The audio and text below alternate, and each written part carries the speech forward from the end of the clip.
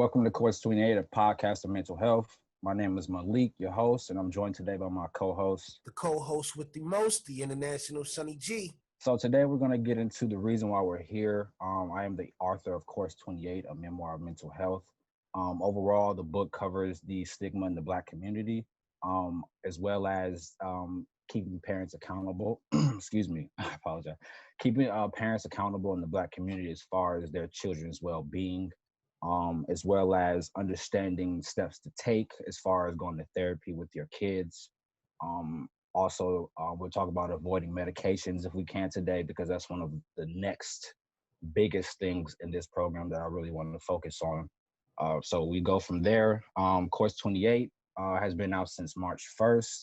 You can find it on my website, signed at YeshewritesTV, Amazon.com, Barnes and Nobles, and you can also get the electronic version on Google Play Store. Other than that, today we're going to get into the topic that I feel is my most important part of my advocacy, and that's, again, keeping parents accountable for their children's well-being as far as living with mental illness and, again, maintaining the stigma within the household. And that's one thing that I want to try to get out there so we can avoid continuous suicides in our home by our children and things like that. But before we get into that, Sonny G, how you doing today, brother? Thank you very much for asking. I'm doing fantastic, man. I'm really ecstatic to be here. Thank you for selecting me to be your co-host on the Course 28 podcast. I received a copy from you off the courtesy of you being a guest on my podcast. Right. And I said, your story is so great. Well, you were a guest on my podcast and you sent me a copy of the book. I was blown away. And I'm like, yo, you should have your own podcast. You do your own mental health advocacy and everything. And you're like, yo, I'll only do it if you be my co-host. And I obliged, man. And I'm much appreciated, grateful, brother. man. Thank you so much for the Much opportunity. appreciated. Let's do a random today. What do you think about mental health in the Black community? I think that mental health in the Black community is just now beginning to receive the attention that has been due for quite some time. I don't think mental health challenges are anything new in the Black community, but I do think the awareness and the consciousness of them being a factor in society is at an all-time high. Definitely. What do you think as far as the stigma with parents? Because you read Course 28 and the majority of the book discusses my adoptive family on that end, where they neglected me or physically abused that caused things in the household to make the mental illness worse than what it was, or when I wasn't able to realize it. What is your take on holding parents accountable on that end? Honestly, I don't personally know. Pardon me, I don't personally know about the accountability issues, but what I do know from my own personal experience is that if there were mental health challenges at times, now as an older gentleman, I see that there could possibly have been mental health challenges that my peers were dealing with at the time, in my adolescence and so forth. Okay. But I don't necessarily think it was addressed by the parents. And a lot of the time, I mean, me knowing the culture, it's more so, I don't want to say a negligence, but almost a denial. Right. Almost a denial. And I think it comes from a good place. I think it's from knowing that as a people, we can overcome anything and we can accomplish anything. But I do think maybe a lack of education, or like I said prior, maybe just denial and a lack of belief in the actual circumstance could possibly be a problem. Right. And I would agree with that as far as lack thereof, the understanding, but there are also a lot of parents, majority from what I've witnessed, that just refuse to educate themselves. There are those that again help push the stigma. Again, we talked about this on your show, where the stigma kind of gets to the parents more than anyone else in the household, because in the black family, the man is the stronghold, but he's not allowed to express emotions. He's supposed to remain strong. Expressing yourself is always the lesser of who the man is supposed to be. So with that, I would say there are people that are willing to try to take accountability in certain situations. Um, but from what we were raised on through generations and generations going forward, um, we're only used to men don't cry. Um, Little boys follow the father. He doesn't cry. I don't cry. Those type of things. And then on top of that, you have the environment. And it doesn't make that stigma any better because, we have kids that go to like public schools that are, just as worse as the neighborhoods are. So you're leaving home just to go somewhere else to deal with more traumatizing situations, just like bullying and stuff like that in the school. So with that being said, I wrote a part or a piece in my Course 28 book, and it talked about a situation where I lashed out over things that my parents said or did physically or mentally. And this is where I say holding parents accountable, because for a long time when I was growing up and I was adopted by a family when I was about in sixth grade, I believe it was. And for a while, they ignored the warnings, my cries for help for about 10 plus years. And that led up to only holding in more animosity, more hate, and more anger. So it got to the point where I felt like in 2017, they had to be held accountable. And in that, my father had said something to me that had me mentally gone. I was working on a children's book back then. And he pretty much said, fuck my book. And in that lash out, it caused me to blackout. And that blackout caused me to cause damage to property, house, cars, whatever was in my way at that time. And my main thing was that day, they had, abused me so much, again, physically and mentally, that I felt that day was the time where I had to hold them accountable. And it wasn't in a way that, oh, take me to therapy today because it's, this is how far gone I am right now. Like I want help today. It was beyond that. So it turned into, I rather physically harm you. I rather, if I could hit you with the pole that's in my hand right now, the same pole that I damaged your house and your car with. Um, After a while, you realize it's too late to ask for help.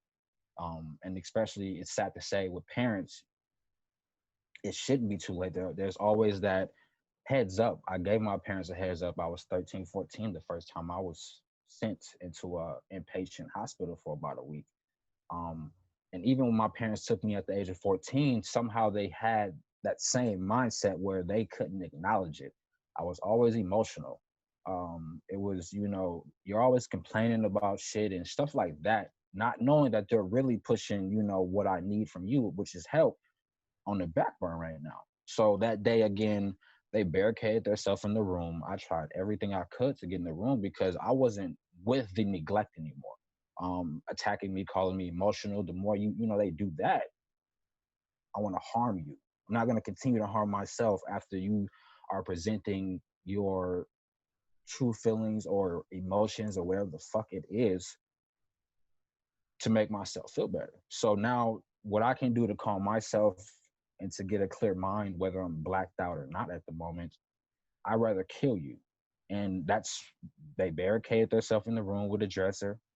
Um, and that's where it was. That's when I noticed that they started to understand, like, I'm not really too much to be played with when it comes to my mental understanding of things. You had 10 plus years to try to understand me when I was coming to you, but instead of engaging properly how you're supposed to, I was emotional. I was this, and that. But now we're here in front of your bedroom. I have this poll. You guys are begging me to stop. You're begging me to calm down. 20 minutes ago was fuck my book. So in that sense, I held them accountable because I felt like if I did get in that bedroom, man, you wouldn't be having this conversation right now. So it's better to try to get the understanding of what your kid needs mentally at an earlier stage, because kids grow up neglecting the home and the slicing of the wrist, that they grow up and want to be serial killers. They want to grow up and want to have to kill mom or dad in the home because they're still not getting it. So I try to praise myself on, again, the advocacy, which is parents being held accountable in the household, because anything is possible. Suicides, um, again, killing someone in the home because the child is being neglected when they're crying out for help. And with that, I think to engage more with that, we have to get our kids in therapy. We have to go to therapy with our kids to get that understanding. If we, if we don't know any information, that's the first start that I would suggest. If you can't, Google information, most people can't understand it through that way, call a therapist. They have a line that you can call. I can get back to you on that one later, where you can talk to therapists over the phone. They have a website. I got to get back to you on that one too, but I think it's called therapistme.com, where you can video chat with therapists over your phone. And it's We'll, literally as little as $20. we'll do the proper research and we'll put those links in the show notes or the description of the video. Sounds good.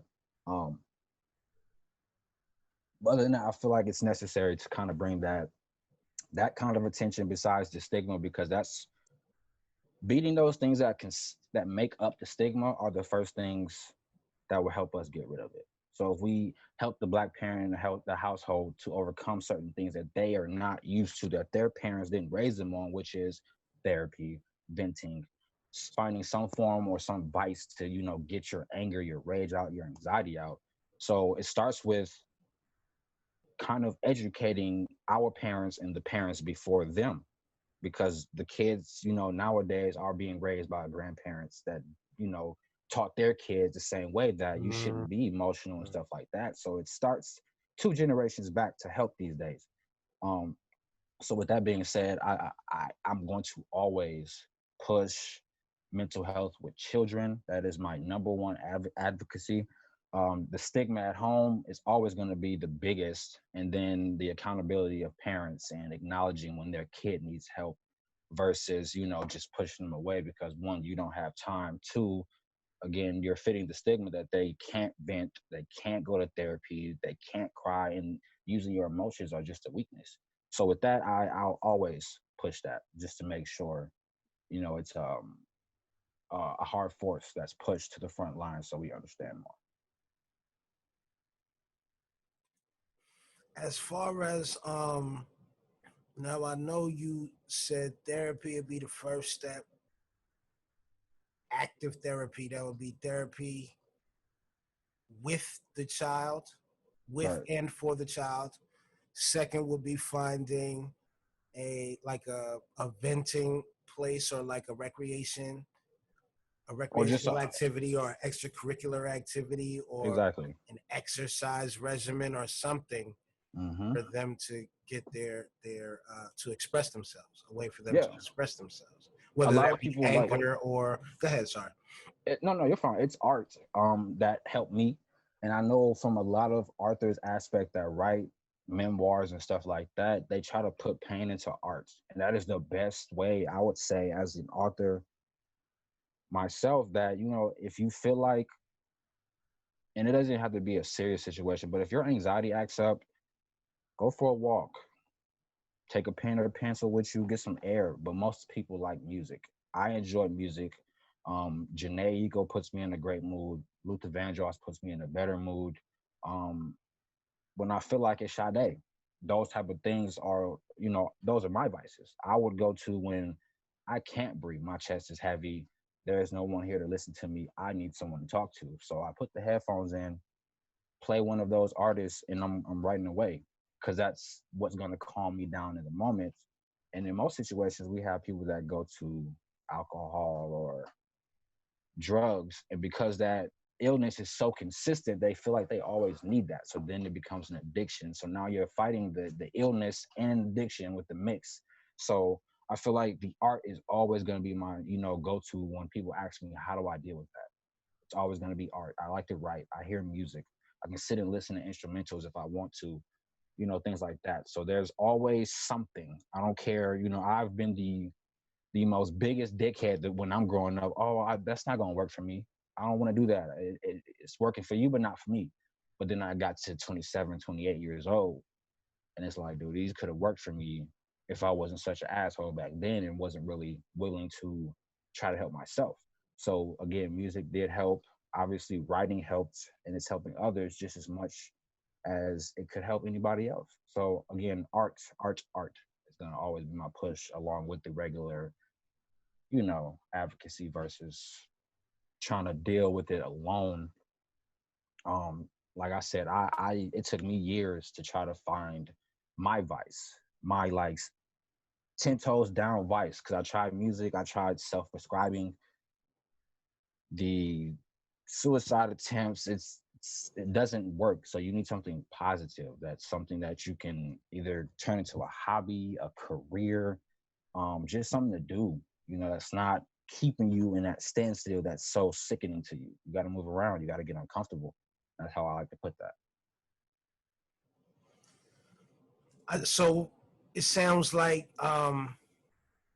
art, recreation, but exposing those children to as many opportunities for art and for to expose to exhaust these emotions. Mm-hmm. It might be music, it might be painting, it might be Mm-hmm. photography, it might be singing, it might be dance, it might be martial arts, um, Cooking. cooking, culinary arts, Exactly. literary arts, right? Kids that you wouldn't even understand, like, this new generation of kids smart as shit. Like, Yeah. they going to school for culinary arts or some kind of science class, and they're the smartest kids. But the ones that are like that have the most troubling time at home and in their life. So as long as they're able to like maintain and understand what they want, even outside of the household, and if it's not supportive, they have that vice to go to.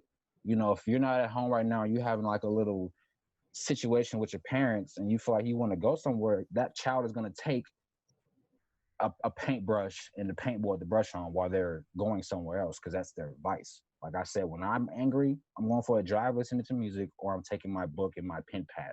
I'm going to take myself out of the situation that's causing me to feel this way, and I'm going to go write that on paper. I'm going to go paint you a picture.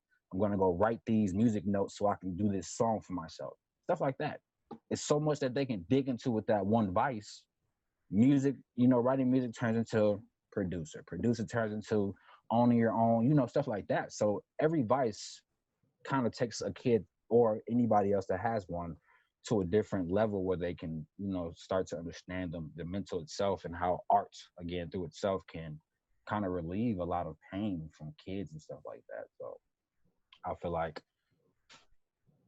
yeah, music, art, things like that is, I can't really speak on too much because I haven't myself awoken to certain other aspects of things that can make me feel better. Traveling. A lot of people, they say when you deal with a lot of anxiety and depression, they tell you to take a trip. Um, and again, it's different for everybody. So I can't just put that on kids. Obviously grown folks like art, but again, my advocacy is kids, so that's always going to be the focus. But also forgot to tell you, today, was it yesterday? Did you check out the deluxe, Janae? Did I check out what? Janae's deluxe album. I didn't check it out. I did not check it out. I did not. Oh, brother. It's I told you I write with her, so I listened to one song I want you to check out because it's piecing into my next book about mental health, but it's I'm gonna let you listen to it first. I'm gonna let you Can't listen wait. to it first I can't because wait. you gonna have to. Um, but other than that, I feel like we should at most, especially with you being my co-host, it has to be part of our advocacy as far as doing this show, where we have to push as much as we can, even if it sounds like we're a fucking tape recorder after a while. The more that they hear it, the more frequent they receive it. I feel like it's more of an understanding to help parents take that first step always. So Absolutely. yeah. I'd like to add to that. And it's different. See, it's a different world with this Roni out here. and I know you don't want to take, because I would suggest, find out where the like in Houston, they have the children's science museum is free on Thursdays. Mm-hmm. Things like that. Find those things. Take your kids out. Expose your kids to these different things. Don't just, it's not like when I was coming up where you could play outside and it's safe. Like it was a different time. It's different now. They snatching these kids at a different kind of rate. They're Mm-hmm. kidnapping us at a different kind of rate. We're not being found. We're not being found. These babies aren't coming home at a high enough rate for it to be substantial. Mm-hmm. So expose your kids to arts. Let them find out what they like. If Yep. all they know is whatever culture that you're into, don't expect them to be any different, or don't Think about expect that them to have environment. their own. That's part of the environment. Allow them to like something. Mm-hmm. You might like twerk music. They might not necessarily want to like that. Oh man, that's a whole different topic. Because Man. that's more of a general. That's Yeah, but not I like mean, a but mental it still health. fits though because the children adapt to the environment and those figures around them, and that's also mental. If you really think about it, they see it, and like kids at a certain age, they sponge in so much. Right. So they're growing up as a kid and they're seeing you doing this. You see those parents, those females that twerk on a camera, and their son or daughter is in the background, and little kids, and that's all being sponged in. So after receiving that, after a while, in most cases, when they get older, their parents do tend to neglect. Now you shape me into this person that you are, and now you're letting me just out into the world. Emulate that. Yeah, Emulate what I've seen. exactly. So it's a challenge. It always will be. But again, we just have to. Be accountable. We got to make the parents accountable, bro, because suicide won't stop until the racial injustice just stop, and then to handle that in a school environment, the parents have to be active at school with the teachers, with the kids, With you the know. voting process at that point. At least if you're not voting for the presidential elections, I understand that. But at least be voting for your own school boards and Hmm. your own, like, that's the type of shit you need to vote on. Yeah, yeah, That's the type of shit. especially with That's why you especially. need to vote more so than. And whatever political affiliation, whatever you choose is your choice. So we don't get political on here, but I do want to say, at least for your kids, vote for those things. And that's a small level of you being involved with your local politics. At least Definitely. if you have school age children, to investigate, okay, who's the board members of the Board of Education? Who are Right. they? What do they stand for? Do I want my child to go to this school? Is this a Hmm. healthy school? Based upon these board members Right. and their policy, or I the mean, way that they feel about certain policies. right. But that's for the parent to, again, do the diligence. Be Of course. fully involved in your child's life. It's part of it. And it takes I a mean, village. especially now because due to the COVID-19 and the new school year, parents are going to have more time with their kids now because I know here in Wisconsin, it's virtual school for the first 90 days. There is no in school, nothing. It's going to be strictly and there are a lot of parents that are doing homeschool. So I feel like the blessing of the COVID-19, this is that time to get more time with your kids that, gain that understanding of what they possibly deal with while they're at school or you're at work. This is that time. So I feel like this is the perfect opportunity to take advantage and take those first steps. Because it's going to drive a lot of parents crazy mentally because they're not used to having their kids as much as they have during the school year. It's going to be something different now. So That's they where have to we've be able to get seen to it. that's where we've seen the actual super parents shine through. Some, right? Oh, the ones that are not have been exposed for sure. Oh, yeah. But But it's harder for those to really kind of understand that they're the one that's actually fucking up though. So it's kind of that's going to be the challenge. The it's ones the that just accountability. refuse, The exactly. That's accountability. going to be a challenge. Not That's the having challenge. accountability. Exactly. Not understanding that you're putting your child more so in a daycare when you're dropping them off, not as not as a place for education and a place for enrichment, because you're not involved with the teachers or the board or any of that. Mm-hmm. And I know people that actually just drop their kids off just because they need some time alone. And these parents don't work. The fuck is you dropping your kids off for? You ain't working. It's that I don't know. It's not for everybody, bro. It's really not. What, being a parent you're referring Fuck yes. Yes. Yes. It's not for everybody. But again, a step at a time is all it takes. It took me a while, so I can't boast on here as if I did it overnight. Never saying that. It took me 10 plus years. But at the rate that our kids are dying in home, yeah, we gotta start taking some of this serious, to be honest with you. So to get into that, I think we should get into Sunny's segment.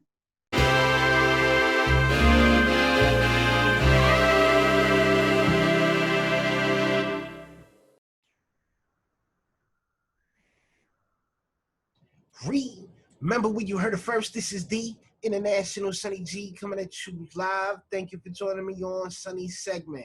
Today I'm going to be talking about my first experience with mental health and mindfulness and things of that nature. On September 18th, 2018, I was in a fatal car accident in which I was driving with my my co-worker was driving. I was with him. We were on our way to an event, and he already drove reckless at the time. I knew that, but I didn't think it was this bad. He ended up making a dirty left turn into oncoming traffic. There was a Dodge Charger coming at like 50 miles per hour, unable to slow down. He hits the vehicle. It's a T-bone accident. I'm on the passenger side. I take a whip to the hip. I die on impact. I breathe breath into, this is a very interesting part. I breathe breath into my own lungs. I breathe life into my own self. I go to take a deep breath, and I realized that my lung had been deflated. Well, during the car accident, my rib had been fractured, and the fractured rib punctured the lung, along with numerous other injuries I suffered. But when I went to breathe life into myself and I felt that my lung was deflated, I told myself, and this is where mindfulness comes in, I told myself, if you do not exercise being cool, which is what I literally told myself, but it was like, if you don't control your breathing at this current moment, you're going to die. And I began to meditate. I began to just be conscious and mindful of my breathing. And with that practice, it ultimately kept me alive and saved my life. Later on, after going to physical therapy and psychotherapy due to the trauma, they would tell us about healing, ways to heal, basically. Healing skills, cope with pain management skills. And one thing that I was very drawn to was the meditation and the mindfulness aspect. One reason was because that practice is actually what saved my life. So going back to mental health and mindfulness and the awareness of your state of health is very important. When I was at my worst point, which is the year 2019, late 2018, early 2019, I was taking pain pills, mixing pain pills with other painkillers and alcohol, and I was in a state of depression. And the consciousness of my mental health, and knowing that instinctively I not only meditated, but I instinctively kept myself alive through mindfulness. So it's very important. Meditation is very important, and being mindful of your state of mind is also very important. So I guess I'll leave you guys with that. Thank you very much. This has been another segment of Sunny's segments. Peace. And closing today, we're going to go over small things. The next topic that we'll get into our next show is focusing more so on my future releases. I do have a couple of children's books that are to be released August 2020. Caliana Says. It's a two-part book that we'll get into a little more in detail our next episode for the kids. That whole series will focus on mental health, how to help our kids overcome things in the household if the parent isn't there. She also takes kids through the steps on how to handle anxiety, depression, being bullied at school. So we'll get into that a little more our next episode, as well as course 28 as well will be in 2 months. 1, 2. Course 28 will have a deluxe. I haven't announced this yet. This will be the first time. It will have a deluxe chapter. I'll just be releasing it as an electronic version though, and that'll be coming the first week of October. Other than that, this is definitely the first show, Course 28, a podcast of mental health. Again, if you would like a copy of that book, you can go to Amazon. Amazon.com, YeshewritesTV for a signed copy, Barnes and Nobles, or Google Play for your electronic version. And one more thing before we get out of here, I am working on my first urban fiction novel entitled Transference. Yes, sir. And you could be looking for that in the next couple of months as well. This is Course 28, a podcast of mental health. I am your host, Malik Mayo, and I'm joined today by my co-host. Co-host with the most, the International Sunny G. Thanks, guys. Thanks for coming. Peace.